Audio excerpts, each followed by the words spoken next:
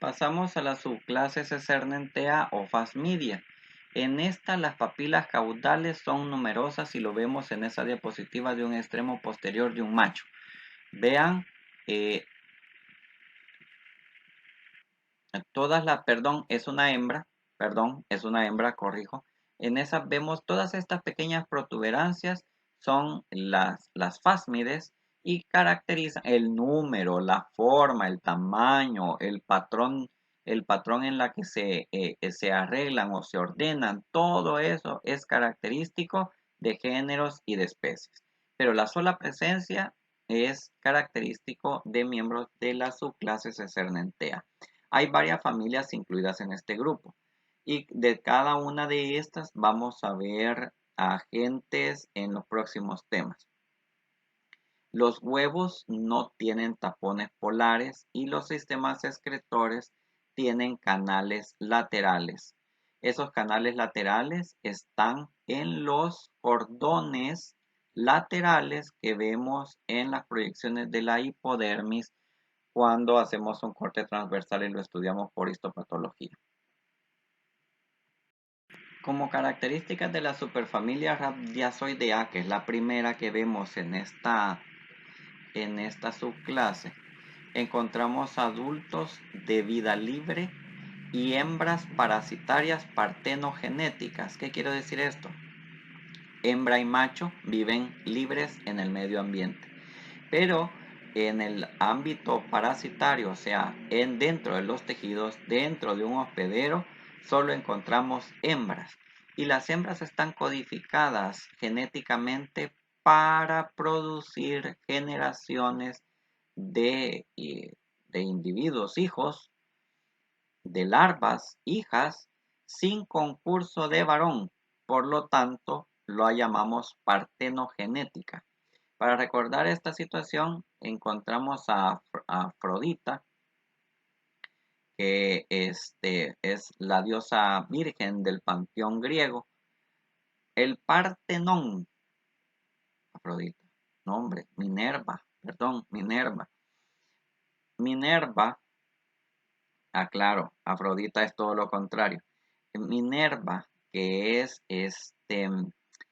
la diosa virgen del panteón griego, a ella se le dedicó el Partenón, el templo em, para la diosa virgen, porque viene de Partenos, que es virgen. Así que la hembra de característica de esta superfamilia, larvipone sin una copulación previa con el macho. Esto en el ambiente parasitario. El esófago es cilíndrico y largo. Hay producción de larvas rhabditoides y estos van a ser los estadios que caracterizan, los estadios característicos que vamos a encontrar en las muestras. Hay diferentes especies, tanto en humanos como en animales, y se han descrito traslape de infecciones, pero únicamente en perros.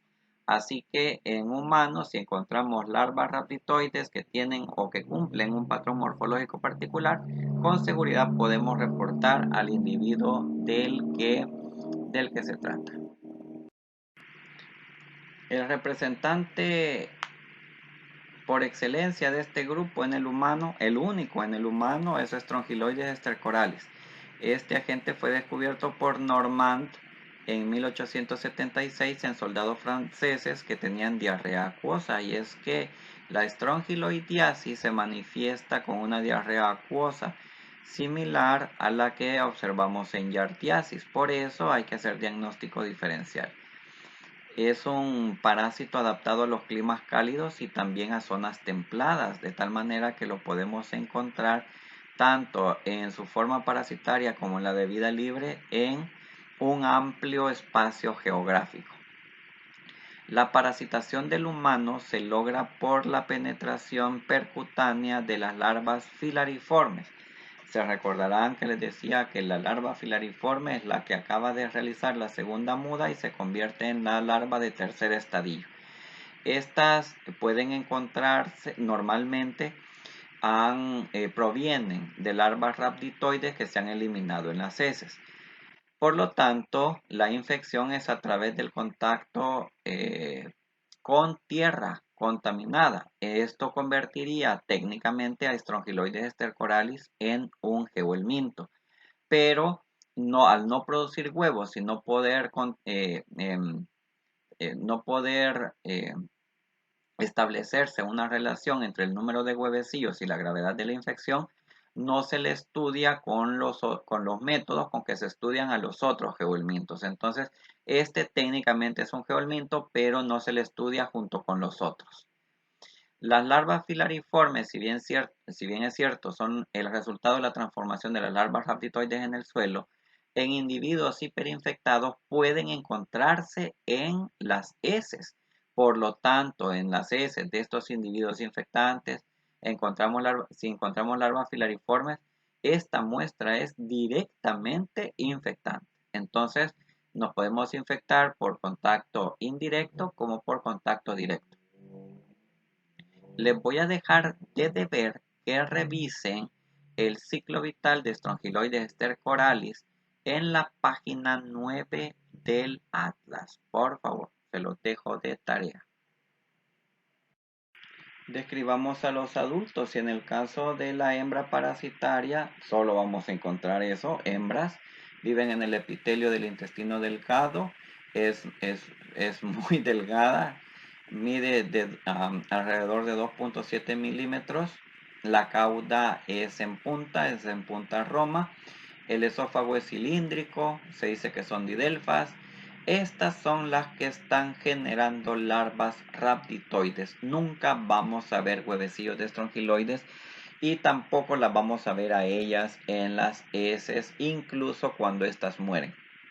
Lo común es no observar este estadio. Por lo tanto, la descripción que les he dado es como anecdótica, no nos va a servir para hacer una diferenciación. En cambio, las larvas rhabditoides sí nos ayudan al diagnóstico, son el estadio de diagnóstico de esta enfermedad. Y aquí vamos a identificar tres cosas, tres estructuras cuya presentación morfológica nos define especie. Estas tres estructuras son la cavidad bucal, el tipo de esófago, perdón, son la longitud de la cavidad bucal, la presentación o forma del esófago y el tamaño del primordio genital. Más adelante vemos una tabla. Pero estas tres cosas son las que nos hacen diferencia. Bueno, hay un cuarto detalle que sería el tamaño, pero quiero ver. Pongámoslo como un cuarto, iba a hablar de los traslapes y sí puede haber traslape de tamaño, pero las larvas rhabditoides son más anchas que las larvas filariformes. Entonces sí, podríamos poner un cuarto. Entonces, la cavidad bucal, el esófago, el primordio y el tamaño. Pueden medir hasta 300 micrómetros de largo. Hay diferentes métodos para diagnosticarlas. El examen coproparasitoscópico en solución salina para verlas en movimiento y en Lugol para verlas sin movimiento, pero en las que podemos teñir las estructuras y verlas mejor. Las podemos aislar con los métodos de Berman, de Faust, etc. Aquí en esta diapositiva les presento un artefacto que es un pelo vegetal que normalmente es confundido con larvas de estrongiloides. En solución salina, esto tendría en solución salina, perdón, en un montaje de heces frescas recién emitidas con solución salina, las larvas rhabditoides van a estar siempre en movimiento. Un pelo vegetal no se mueve. Luego tenemos que ver toda la parte interna y observar esófago, cavidad bucal, esófago e intestino. En los pelos vegetales o en los artefactos en general que semejan una larva rhabditoide, vamos a encontrar un tubo hueco, una porción en punta y un extremo como una quebradura de una rama. Esto es porque ese pelo se ha desprendido de una estructura mayor, que es la rama de la planta que la tenía. Así que por favor, no confundamos artefactos con larvas rhabditoides.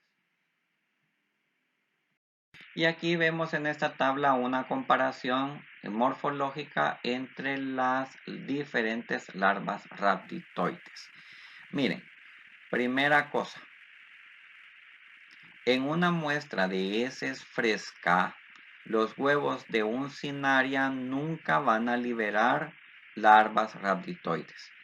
Si esa muestra tiene larvas rhabditoides que coinciden con el patrón morfológico de un cnidaria, que aquí está en la primera posición con la letra H de hookworm, esto quiere decir que la muestra es de emisión antigua, que son heces viejas, pueden tener más de 24 horas.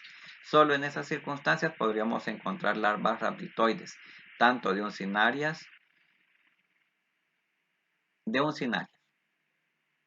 Trichostrongylus, la misma situación, pero es que este señor produce larvas en, en los animales.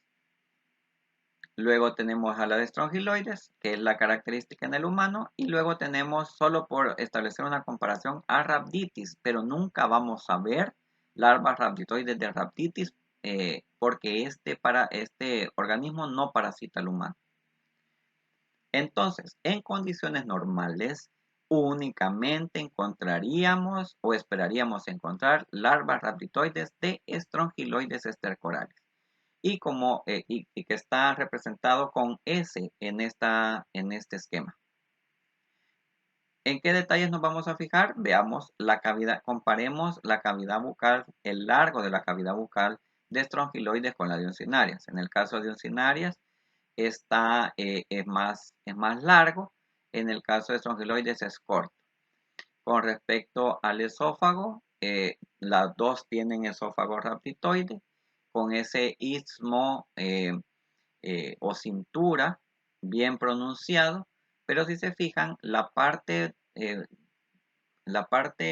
más cercana al istmo, en el caso de las uncinarias, es angosta y es más ensanchada en el caso de Strongyloides.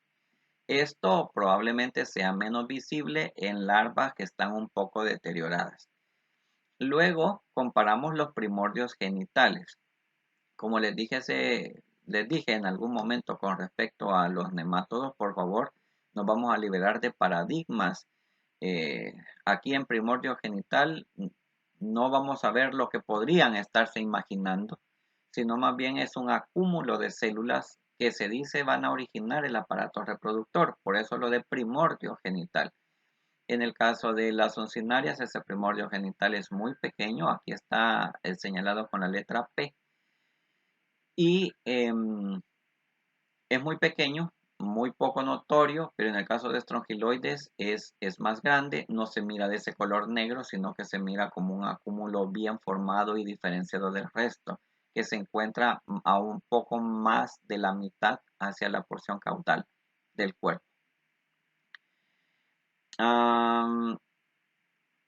En muestras clínicas y en condiciones normales, repito, solo podríamos ver larvas de Strongyloides estercorales. Si han pasado más de 24 horas, podríamos ver larvas rhabditoides de Strongyloides estercorales y de uncinarias. Pero a partir de una muestra de suelo, podemos encontrar larvas de uncinarias, de Trichostrongylus, de Strongyloides y de Rhabditis. Por lo tanto, es bueno que tengamos este patrón de comparación para, si eventualmente nos toca revisar muestras de tierra y encontramos estos organismos, ya las podemos diferenciar. También podemos diferenciar entre larvas filariformes. Hay una vaina cuticular que normalmente no se pierde. En el caso de Strongyloides no se observa cavidad bucal. Bueno, en ninguna se observa una cavidad bucal, lo que se observa es el estilete, El esófago es recto y extremo puntiagudo. En estrongiloides, quizá el rasgo distintivo entre una larva filariforme de esta especie y de cualquier otra es, y lo vamos a ver lo vemos mejor en la siguiente diapositiva. Estudien este cuadro, por favor.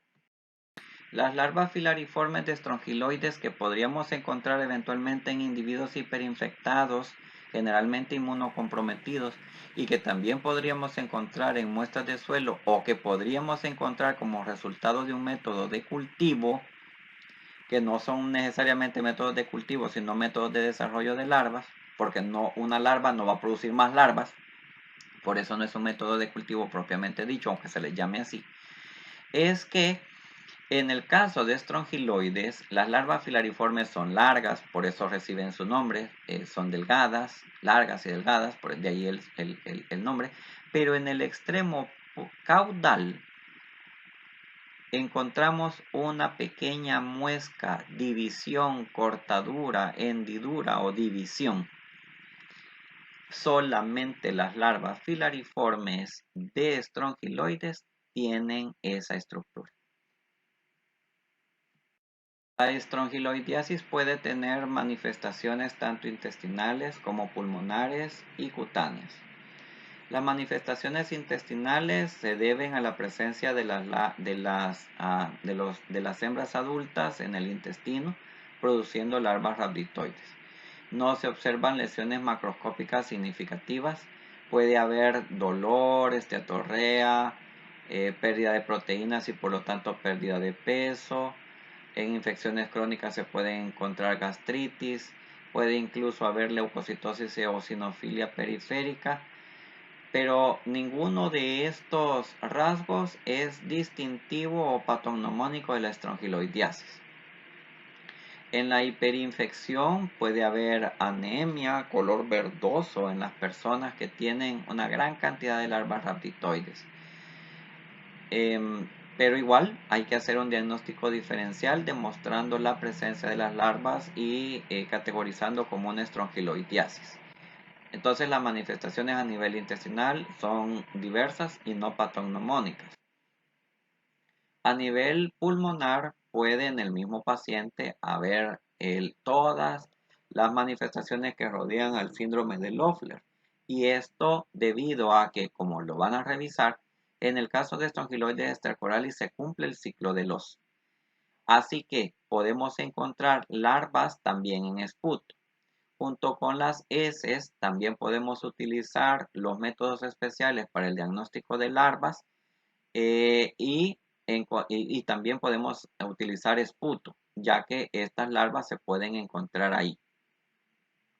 Por otra parte, las manifestaciones cutáneas se deben a la entrada de las larvas. Puede haber una inflamación en el lugar donde entraron las larvas debido a que fue una gran cantidad. Recuerden que la penetración es por la infección es por penetración de larvas filariformes a través de la piel, pero también puede haber un síndrome de larva currens que dura menos que un síndrome de larva migrans. El síndrome de larva currens es producido por las larvas de estrongiloides estercoralis que migran un poco por el sitio de la entrada antes de encontrar los vasos capilares que los van a llevar hacia el pulmón para cumplir el síndrome de Loeffler.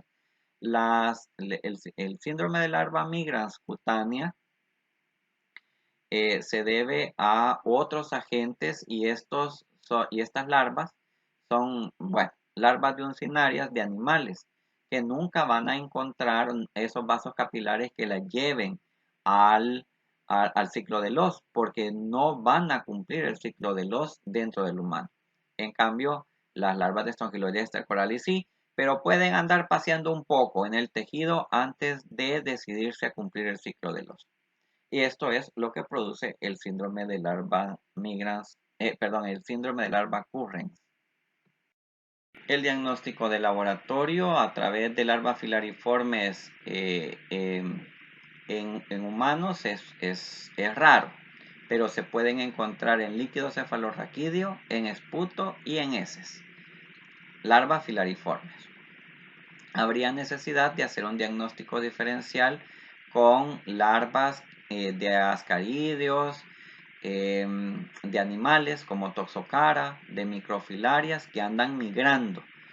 Estas larvas filariformes podrían ser larvas de otra cosa.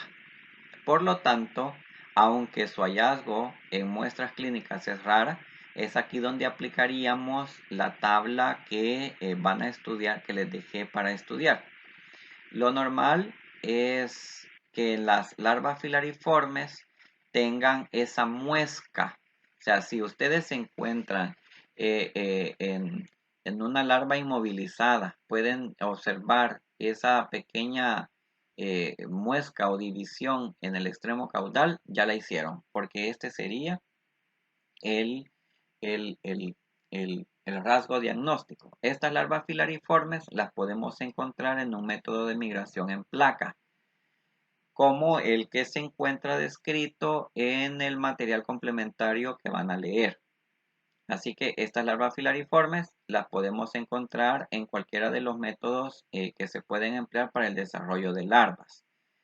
Luego, la muestra típica, la muestra de escoge para hacer diagnóstico de estrongiloidiasis son las heces frescas, y en ellas encontramos esperar las larvas raptitoides que ya describimos. Y para terminar, les presento un collage de microfotografías de cortes histológicos de tejido intestinal, donde encontramos larvas rhabditoides, cortes transversales de larvas rhabditoides. En la primera diapositiva vemos un aumento en 10 por, luego en 40 y en 100 por. Si se fijan, en 100 por encontramos el intestino en el centro, eso como una boca que está en el centro. Luego esos espacios claros laterales corresponden a los canales excretores. Y sí, otra característica, y quizá esta es la que hace diagnóstico diferencial, es que las larvas tienen una prolongación de la cutícula longitudinal desde la porción anterior hasta la posterior. Cuando se hace un corte transversal, encontramos esas crestas laterales simulando esas espinas. Estas espinas, que son las crestas laterales, son únicas y nos ayudan a diferenciar de otras especies en las que esas crestas laterales son dobles. Más adelante vamos a ver quiénes tienen larvas rhabditoides con crestas laterales dobles. En el caso de Strongyloides stercoralis, las crestas laterales son únicas. Y así tenemos una herramienta más para lograr el diagnóstico de estrongiloidiasis. Por el momento nos quedamos hasta acá. Muchas gracias por su atención.